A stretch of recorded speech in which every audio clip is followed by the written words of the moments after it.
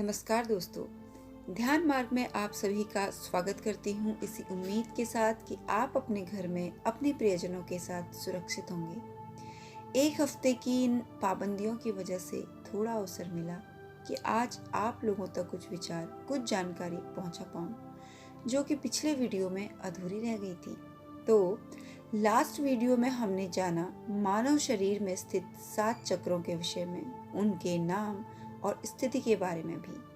आज इसी श्रृंखला को आगे बढ़ाते हुए मूलाधार चक्र के बारे में थोड़ा विस्तार से बात करेंगे, क्योंकि ये 7 चक्रों में से प्रथम चक्र माना जाता है और जैसे कि इसके नाम से ही समझ में आ रहा है, मूल धन आधार। वह स्थान जो कि मूल में है, वह स्थान जो अन्य ऊर्जा केंद्रों का आधार है, मूलाधार।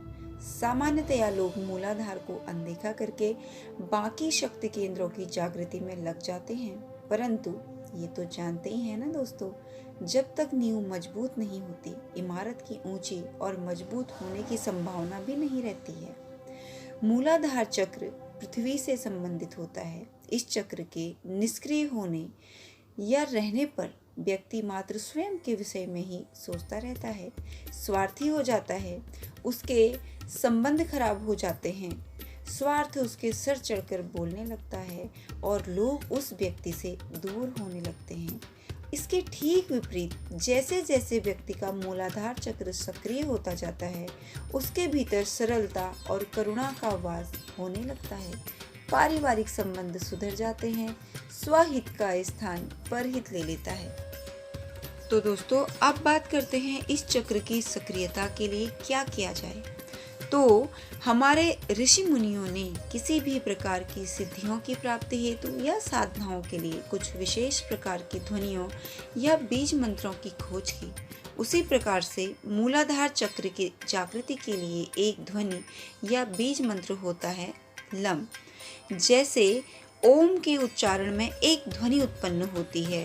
जब हम उच्चारण करते हैं ओम का, तो गहरी श्वास भरते हैं और उसके पश्चात उच्चारण करते हैं ओम। ठीक उसी प्रकार से जब मूलाधार चक्र को सक्रिय करने हेतु हम लम मंत्र का उच्चारण करें, उसी तरीके से इसका भी उच्चारण किया जाना चाहिए, जैसे कि लम। और एक ही दिन बहुत देर तक अभ्यास ना करके धीरे धीरे इसके अभ्यास को बढ़ाया जाना चाहिए। जिसकी जितनी ज़्यादा आपकी जो श्वासें हैं वो गहरी होती जाएंगी, उतने देर तक आप इस बीज मंत्र का उच्चारण कर पाएंगे। अब इसके बाद ये जानना भी जरूरी है कि चक्र है कहाँ पर।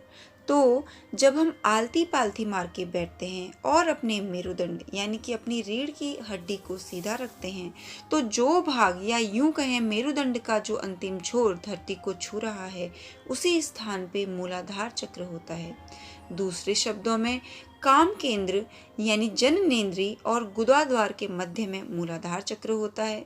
मूलाधार चक्र को कर्माशय भी कहा जाता है, क्योंकि इस चक्र में हमारे पूर्व जन्मों के कर्म संचित रहते हैं और इन्हीं संग्रहित या यूं कहें संचित कर्मों के आधार पर हमारा भावी जीवन निर्धारित होता है।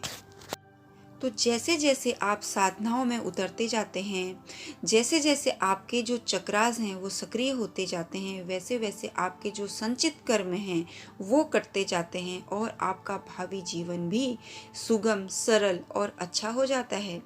दोस्तों, आप जानते हैं बीज मंत्र के उच्चारण के साथ साथ और क्या करें इस चक्र को जागृत करने के लिए। तो योग और हठ योग का सहारा बहुत सारे लोग लेते हैं, लेकिन सबसे उत्तम मार्ग जो मुझे समझ में आता है वो है ध्यान का, या फिर आप दोनों की ही सहायता ले सकते हैं।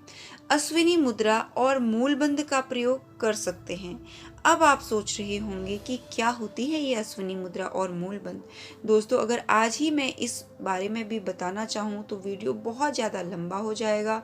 तो अश्विनी मुद्रा और मूलबंध के बारे में मैं एक अलग से सेपरेट वीडियो बनाऊंगी। आज हम इतनी ही बातें करेंगे और आज इतना ही काफ़ी भी है। तो आप सभी को कोशिश करनी चाहिए अपने मूलाधार चक्र को जागृत करने की और उसके बाद ही दूसरे चक्र की तरफ बढ़ना चाहिए।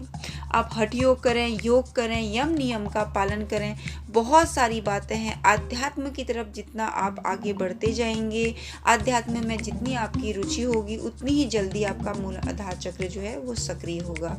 आज बस इतना ही, अगले वीडियो में मिलेंगे। तब तक अपना ध्यान रखें, सुरक्षित रहें। राधे राधे।